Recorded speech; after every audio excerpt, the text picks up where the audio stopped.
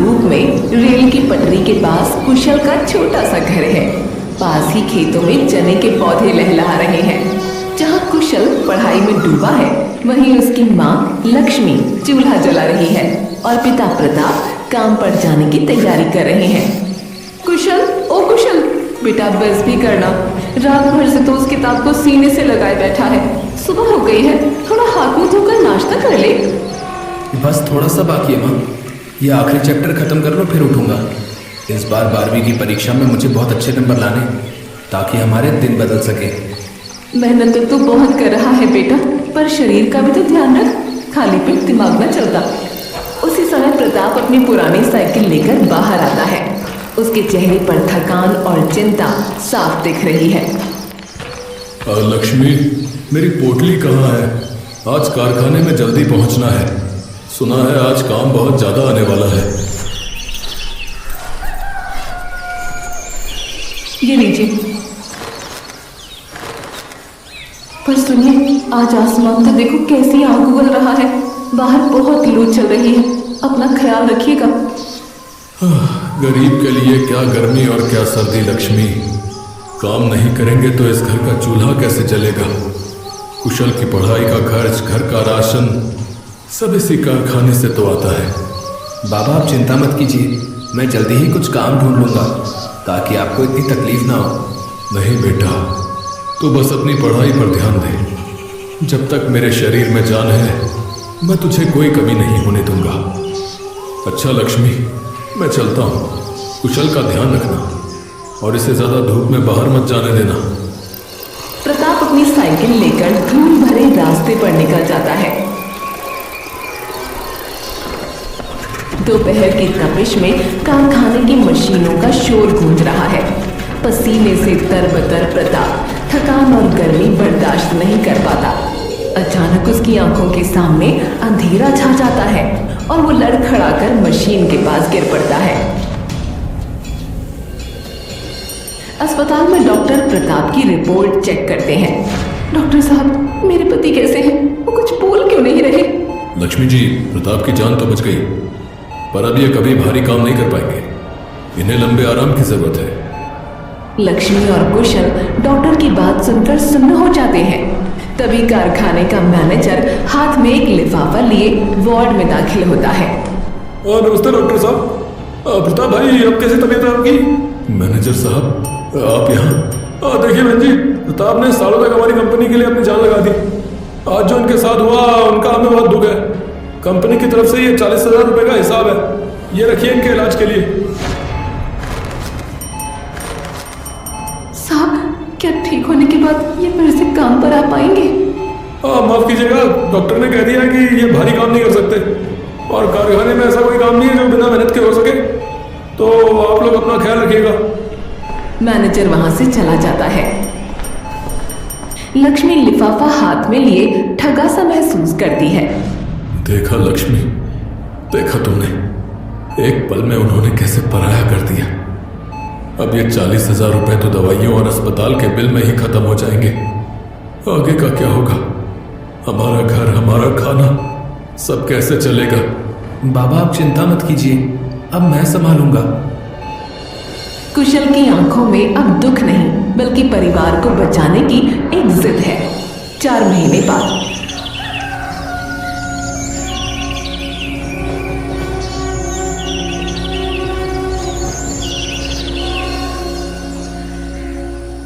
लक्ष्मी, मेरी बात सुन। कंपनी ने हिसाब करके जो 40,000 रुपए दिए थे, अब क्या वो बचे हैं? नहीं, वो सब तो खर्च, टेस्ट और महंगी दवाइयों में ही खत्म हो गए। अब तो घर का राशन लाने के लिए भी पैसे नहीं बचे। हाँ, सब खत्म हो गया लक्ष्मी। अब इस घर का चूल्हा कैसे चलेगा?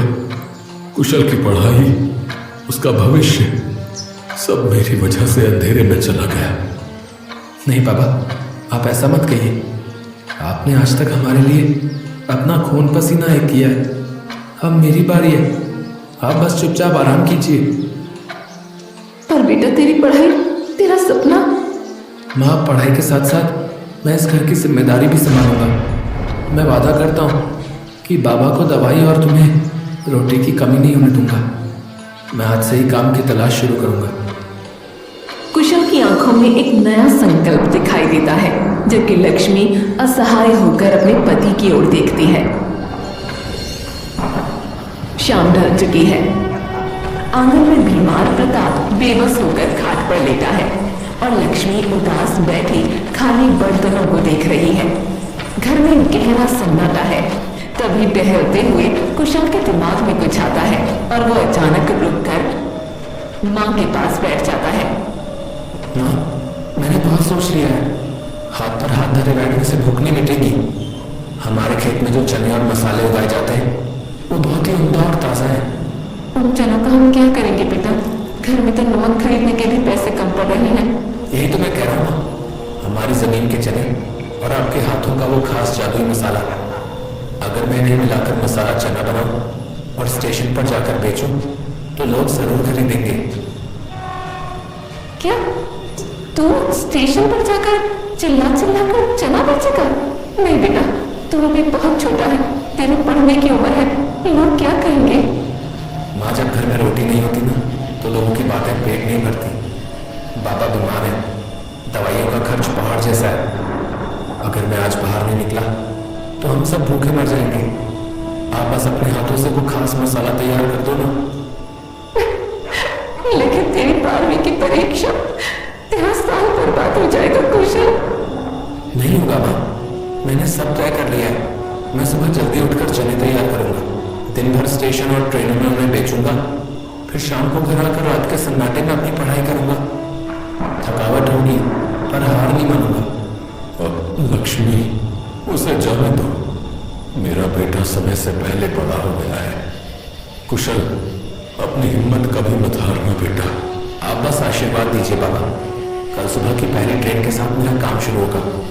हम फिर से अपने पैरों पर खड़े होंगे। चांद की हल्की रोशनी में माँ और बेटा एक दूसरे की ओर देखते हैं।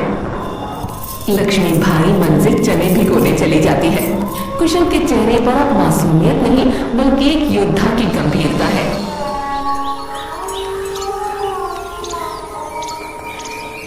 सुबह की पहली धूप के साथ कुशल स्टेशन पहुंचता है। उसके गले में चने का भारी टोकरा लटका है। चारों ओर भीड़, शोर और लोगों की धक्का मुक्की है। कुशल के चेहरे पर घबराहट है। उसने आज से पहले कभी ऐसा काम नहीं किया।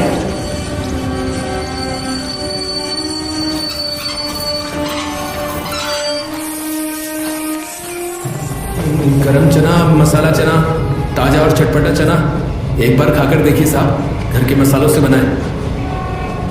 लोग उसकी ओर देखते हैं पर कोई खरीदता नहीं। कुशल का गला सूख रहा है लेकिन वो हार नहीं मानता और जोर से चिल्लाता है। स्वादिष्ट मसाला चना बस 10 रुपए प्लेट। एक बार खाएंगे तो स्वाद भूल नहीं पाएंगे। ए लड़के, इधर आ, एक प्लेट देना जरा। देखो तो सही तेरे घर के मसाले में क्या जादू है। ये लीजिए साहब, नींबू और खास मसाला, खाकर बताइएगा। अरे वाह, वाकई बहुत बढ़िया यार। ये लो अपने पैसे। जी साहब, बहुत बहुत धन्यवाद। दिन ढलने लगता है। कुशल स्टेशन के बेंच पर बैठता है। उसका टोकरा लगभग खाली है पर कुछ चने बच गए हैं। पास ही एक बूढ़ा भिखारी रामू फटे कपड़ों में बैठा है, जिसकी आंखों में भूख साफ दिख रही है। काका, आज का काम खत्म हो गया।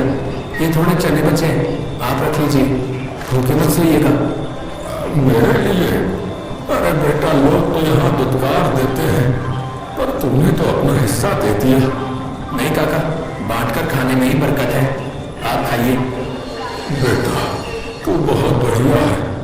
मैंने इस स्टेशन पर बहुत लोग देखे पर तेरे जैसा साफ दिल का कोई नहीं। भगवान तेरी सहायता करेगा बेटा, तू बहुत बड़ा आदमी बनेगा। कुशल के चेहरे पर थकान तो है पर एक सुकून भी। आज उसने न सिर्फ पैसे कमाए बल्कि एक दुआ भी कमाई।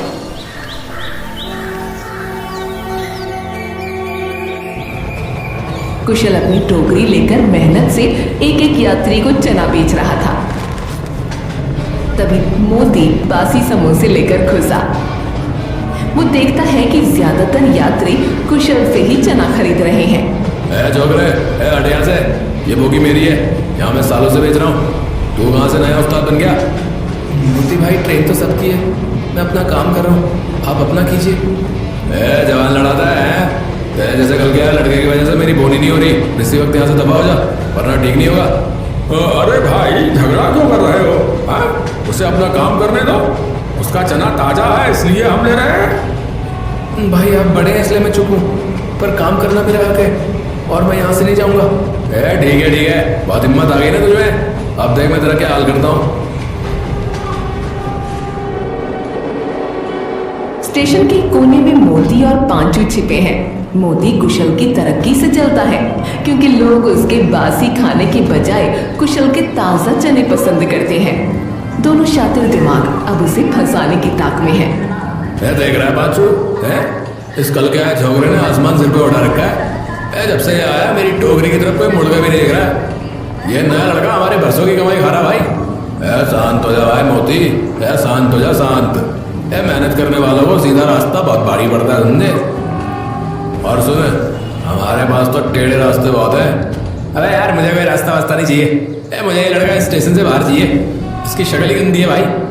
अगर ये कुछ दिन और यहाँ टिका रहा ना तो मुझे अपनी टोकरी बेचकर भीख मांगनी पड़ेगी समझा। इसका कुछ पक्का इंतजाम करना होगा। भाई इंतजाम हो गया भाई। देख कल जब ये ट्रेन का इंतजार करेगा ना और भीड़ बढ़ेगी तब मैं अपनी कलाकारी दिखाऊँ समझा। मैं भीड़ का फायदा उठा के किसी अमीर यात्री का महंगा फोन इसके चने के झोले में चुपके से डाल दूंगा। और फिर क्या होगा? फिर क्या होगा भाई? फिर क्या होगा? अबे फिर क्या होगा? फिर क्या होगा लगा रखी है। अबे जैसे ही फोन गायब होने का शोर मचेगा तो तू जोर जोर से चिल्लाना शुरू कर देना। हम पुलिस को बुलाकर इसका बैग चेक करवाएंगे और क्या करेंगे।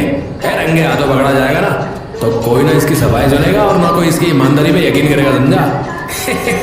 भाई बाचू, भाई क्या चाल चली भाई तूने। पुलिस की लाठी और बदनामी ये दोनों चीजें इस लड़के का ऐसा हाल करेंगी कि ये फिर कभी स्टेशन की सीढ़ियां चढ़ने की हिम्मत नहीं करेगा भाई।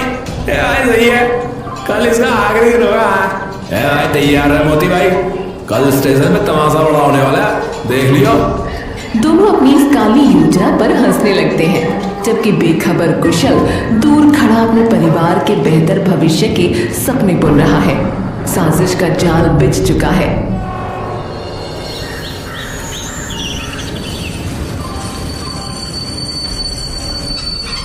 पांचू चुपके से उसके पीछे से आता है और सफाई से एक चोरी का मोबाइल कुशल के झोले में छिपा देता है।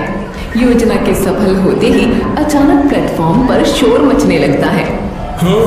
अरे मेरा फोन, अरे भैया मेरा फोन चोरी हो गया। अभी तो यही था। अरे किसी ने मेरा महंगा फोन निकाल लिया भाई। चारों तरफ अफरा तफरी मच जाती है। तभी मोती मौका पाकर आगे आता है और कुशल की ओर उंगली उठाकर चिल्लाता है। अरे पकड़ो पकड़ो पकड़ो इसे। अरे भैया मैंने देखा है जब ये लड़का आपके पास से गुजरा तभी इसने हाथ मारा था। ये नया लड़का बहुत शातिर है, इसका बैग चेक करो। क्या मोती भाई आप ये क्या कह रहे हैं? मैंने तो किसी को छुआ तक नहीं। तभी वहां 2 CRPF अफसर पहुंच जाते हैं। अरे क्या शोर मचा रखा है यहाँ? ये लड़के अपना बैग और ये चने का झोला नीचे रख और इसे खोल। साहब मैंने कुछ नहीं किया, मैं तो बस अपना काम कर रहा हूँ, आप यकीन कीजिए। देखो चुप रहो, जांच करने दो हमें। ऑफिसर झोले की तलाशी लेता है और चनों के नीचे छिपा हुआ मोबाइल बाहर निकालता है। भीड़ में सन्नाटा छा जाता है। अरे हाँ, अरे भैया ये फोन, अरे यही मेरा फोन है। अरे इसी लड़के ने चुराया था इसका मतलब। नहीं साहब ये मेरा नहीं है, मुझे नहीं पता ये यहाँ कैसे आया। मुझे कोई फंसाने की कोशिश कर रहा है। देखा साहब देखा, शरीफ बनने का नाटक कर रहा था। घर के मसालों के नाम पे लोगों की जेबें काट रहा है। ये बहुत बड़ा चोर है, इसे ऐसी सजा दो कि ये दोबारा यहाँ ना दिखे। अब ये थाने चलकर बताना कि ये फोन उड़कर तेरे बैग में कैसे आया। चल। कुशल खुद को बेगुनाह साबित करने की कोशिश करता है पर सबूत उसके खिलाफ है। मोती और पांचू दूर खड़े होकर अपनी जीत पर कुटिलता से मुस्कुरा रहे हैं।